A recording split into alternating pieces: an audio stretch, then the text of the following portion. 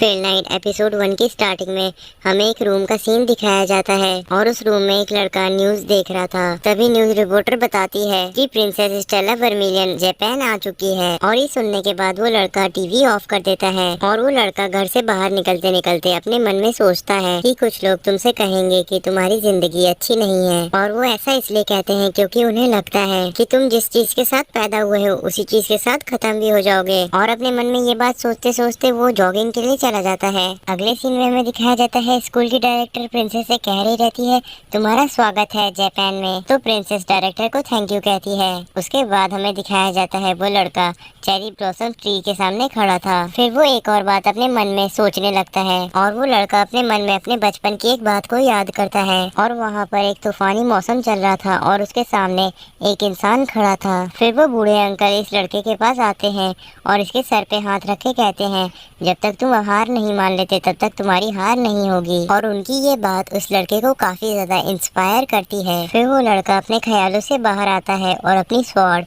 इंटेक्सो को समन करता है। उसके बाद वो लड़का प्रैक्टिस और ट्रेनिंग करने लगता है और ट्रेनिंग करते करते वो कहता है मुझे ब्लिजर्ड्स, जिनको नेशनल ऑर्गेनाइजेशन ने अप्रूव किया है और साथ ही साथ उन्हें मैजिकल नाइट भी कहा जाता है, और मैं उनमें से एक बनना चाहता हूँ। और यहाँ पर वो अपना नाम इकी कुरुगाने बताता है। उसके बाद इकी जहाँ रहता है वो वहाँ वापस आता है और वो देखता है कि उसके घर में किसी के शूज पड़े हुए हैं। फिर इकी थोड़ा सा अंदर जाता है और देखता है कि वहाँ पे कुछ भी दिखाई नहीं दे रहा क्योंकि सूरज की रोशनी काफी ज्यादा थी। फिर जैसे ही इकी को कुछ दिखाई देता है तो वो देखता है कि वहाँ पे प्रिंसेस खड़ी है और वहाँ पे प्रिंसेस अपने कपड़े बदल रही थी। तभी इकी अपना हाथ आगे करता है और कहता है प्लीज चिल्लाना मत, मैं भी इसके बारे में कुछ करता हूँ। उसके बाद इकी अपने टी शर्ट को ऊपर करता है और कहता है अब सब बराबर हुआ। और इक्की को ऐसा करते देखकर प्रिंसेस काफी ज्यादा जोर से चिल्लाती है। अगले सीन में हमें डायरेक्टर के ऑफिस को दिखाया जाता है और डायरेक्टर कहती है तुम तो जानते हो हागुन एकेडमी काफी सालों से 7 स्टार स्वॉर्ड आर्ट फेस्टिवल में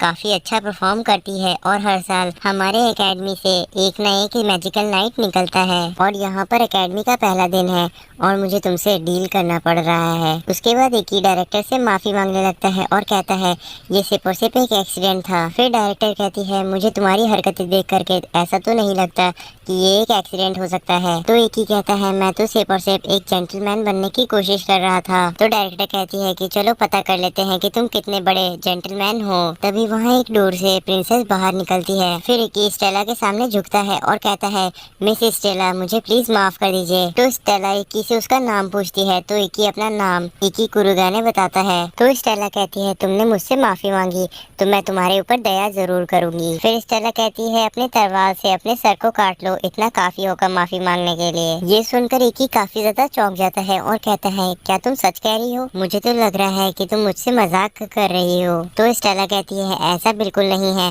मैं एक महान समझौता कर रही हूँ। फिर इक्की कहता है मैं माफी मांगने के लिए अपनी जान तो दे नहीं दूंगा, वैसे भी ये बस एक छोटी सी बात है। और इक्की की ये बात सुन करके स्टेला काफी ज्यादा गुस्सा हो जाती है और अपनी पावर का इस्तेमाल करने लगती है। तभी इक्की के पीछे से डायरेक्टर वहाँ से बाहर चली जाती है और स्टेला इक्की को काफी ज्यादा गुस्से से कहती है मैं तुम्हें राख में बदल दूंगी। तभी इक्की डर के मारे पीछे जाने लगता है और प्रिंसेस कुरुगाने की काफी ज्यादा बेइज्जती करती है। तो कुरुगाने चिल्ला के कहता है मैंने तुम्हें जानबूझ के नहीं देखा क्योंकि तुम काफी ज्यादा सुंदर हो, इसीलिए मेरी नजरें तुम पे से नहीं हटी। तभी स्टेला की फायर पावर से डायरेक्टर ऑफिस के फायर अलार्म्स एक्टिवेट हो जाते हैं और उसकी वजह से प्रिंसेस की सारी फायर और उसका गुस्सा सारा चला जाता है। उसके बाद स्टेला कहती है मैं एक प्रिंसेस हूँ और तुम मुझे ऐसे कुछ भी नहीं कह सकते। तो कुरुगाने स्टेला से कहता है तुमने पहले कहा था कि मैं तुम्हारे रूम में आया, पर वो तो मेरा ही रूम था। और डायरेक्टर अंदर आती है और कहती है तुम दोनों रूममेट्स हो और शायद ये बात तुम लोगों को नहीं पता, इसलिए तुम्हें कंफ्यूजन हो गया। फिर डायरेक्टर अगले सीन में उन दोनों से कह रही रहती है कि कुरुगाने के पास एक टाइटल है द वर्स्ट वन करके और वो सबसे ज्यादा कमजोर है पूरे के पूरे एकेडमी में मैजिक पावर के मामले में, और यहीं पे स्टेला काफी ज्यादा पावरफुल है और ये एक अच्छा कॉम्बिनेशन बनेगा। तो स्टेला को इससे थोड़ी बहुत दिक्कत थी। तो वो कहती है ऐसा नहीं होना चाहिए। फिर डायरेक्टर कहती है अगर तुम्हें कोई दिक्कत है तो तुम कभी भी इस एकेडमी को छोड़ के जा सकती हो। इसके बाद स्टेला मान जाती है रहने के लिए, पर इससे पहले वो कुरुगाने से 3 शर्तें मानने के लिए कहती है। पहली शर्त कि तुम मुझसे कभी भी बात नहीं करोगे, दूसरी कि तुम कभी भी अपनी आंख नहीं खोलोगे कमरे के अंदर, और तीसरी शर्त कि तुम कभी भी सांस नहीं लोगे कमरे के अंदर। तो इकी स्टेला से कहता है कि कम से कम मुझे सांस तो लेने दो। तो स्टेला कहती है नहीं, तुम मेरी खुशबू को सूंघना चाहते हो इसलिए तुम ऐसा कह रहे हो। इसके बाद वो दोनों आपस में लड़ने लगते हैं। तो डायरेक्टर कहती है तुम दोनों एक मॉक बैटल से फैसला कर सकते हो। फिर इकी कहता है हाँ ये सही है, हम दोनों एक बैटल से फैसला कर लेंगे। लेकिन स्टेला कहती है तुम्हें पक्का यकीन है ना कि तुम्हें मुझसे बैटल करनी है, क्योंकि मैं ही जीतने वाली हूँ। और उसके बाद वो एक और शर्त रखती है कि जो भी हारेगा वो पूरी जिंदगी जीतने वाले की गुलामी करेगा, बिल्कुल एक पालतू कुत्ते की तरह। ये बात सुन के कुरुगाने कहता है तुम क्या इसे कुछ ज्यादा ही आगे तक नहीं ले जा रही हो। तो स्टेला कहती है ये आखिरी डील है। अगले सीन में हमें अरीना को दिखाया जाता है जहाँ पे कुरुगाने वार्म अप कर रहा था, और तभी वहाँ पर स्टेला भी आ जाती है। और स्टेला आने के साथ ही कुरुगाने की बेइज्जती करने की कोशिश करती है, पर कुरुगाने को उससे कुछ ज्यादा फर्क नहीं पड़ता। फिर स्टेला अपने मन में सोचती है कि उसने बचपन में बहुत मेहनत की थी। फिर स्टेला कुरुगाने से कहती है कि तुम क्या सोचते हो कि तुम कौन हो। इसके बाद इन दोनों की फाइट स्टार्ट हो जाती है। फिर कुरुगाने अपने स्वॉर्ड इंटेक्सो को समन करता है, और वहीं दूसरी तरफ स्टेला अपने वेपन को समन करती है। और इसके बाद स्टेला कुरुगाने के ऊपर हमला करने लगती है, और कुरुगाने को थोड़ा बहुत डोमिनेट भी करती है। और वो बताती है कि उसके स्वॉर्ड पे जो फ्लेम है उसका तापमान है 3600 डिग्री, जो कि बहुत ज्यादा है। तो कुरुगाने अपने आप को बचाते हुए कहता है कि मैं तुम्हारे हार्डवर्क और फाइटिंग टेक्निक को समझता हूँ। उसके बाद कुरुगाने स्टेला की ही टेक्निक से स्टेला के ऊपर हमला करने लगता है। तो स्टेला पूछती है कि तुम ऐसा कैसे कर ले रहे हो। तो कुरुगाने बताता है कि उसे बचपन से ही कोई भी कुछ भी नहीं सिखाता था, इसीलिए उसे हमेशा सब कुछ खुद ही से सीखना पड़ता था। इसी वजह से वो किसी भी चीज को जल्दी सीख लेता है। फिर कुरुगाने स्टेला के हमले को ब्लॉक करके उसी के ऊपर एक हमला कर देता है, और वो हमला काफी ज्यादा ताकतवर था। पर स्टेला के ऊपर उसका ज्यादा कुछ असर नहीं होता, क्योंकि वो अपने मैजिक पावर से उस हमले को ब्लॉक कर देती है। फिर स्टेला कहती है मैं तुम्हें बिना मैजिक पावर इस्तेमाल किए हराना चाहती थी, पर अब मेरे पास कोई भी चॉइस नहीं बची। तो कुरुगाने बताता है कि मैं भले ही तुम्हारी तरह मैजिक पावर इस्तेमाल नहीं कर सकता, पर मैं जिसके नक्शे कदमों पे चलता हूँ उसने मुझसे कहा था कि जब तक तुम खुद से हार नहीं मान लो तब तक तुम्हारी हार नहीं होने वाली, इसीलिए मैं ट्राई जरूर करूंगा।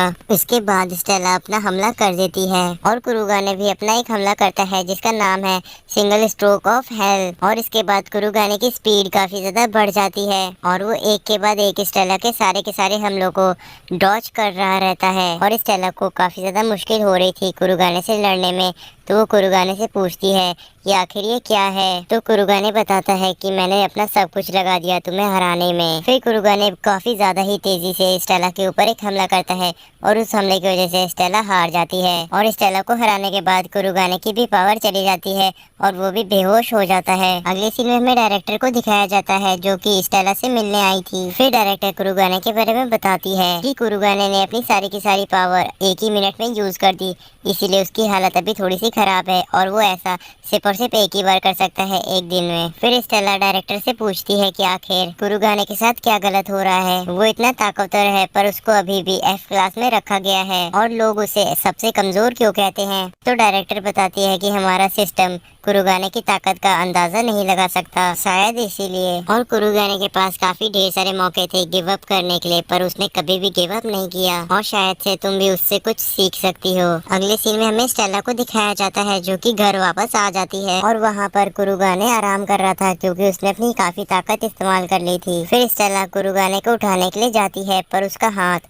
कुरुगाने के नीचे दब जाता है। उसके बाद स्टेला अपने हाथ को निकालने की कोशिश करने लगती है, पर तभी कुरुगाने की नींद खुल जाती है, और वो स्टेला से कहता है आखिर तुम यहाँ पे कर क्या रही हो। और कुरुगाने काफी अचानक से ये बात कहता है, तो स्टेला काफी घबरा जाती है, और उसका सर दीवार में लड़ जाता है। और स्टेला को चोट लगने के बाद कुरुगाने स्टेला के सर पे बैंडेज लगा देता है। उसके बाद स्टेला कुरुगाने से माफी मांगती है उसे इतना सब कुछ पहले बोलने के लिए। तो कुरुगाने कहता है कि तुम्हें पता है ना, जो हारने वाला था वो पूरी जिंदगी जीतने वाले का गुलाम बनेगा। फिर कुरुगाने कहता है मैं तुम्हें जो कहूँगा तुम वो ही करोगी। तो स्टेला कहती है ऐसा बिल्कुल नहीं, ये डील तो कभी खत्म हो चुकी है। फिर कुरुगाने कहता है रॉयल वर्मिलियन फैमिली अपने वादों को नहीं निभाती है। तो स्टेला उठती है और अजीब सा मुंह बना के कहती है तुम्हें जो करवाना है करवा लो, मैं सब कुछ करने के लिए तैयार हूँ। फिर कुरुगाने उठता है और कहता है, मैं तुम्हें ऑर्डर देता हूँ कि तुम अब मेरी रूममेट बनोगी और मुझे रूम के अंदर सांस लेने दोगी, मिस स्टेला। तो स्टेला कहती है, मुझे सिर्फ और सिर्फ स्टेला कह के बुलाओ,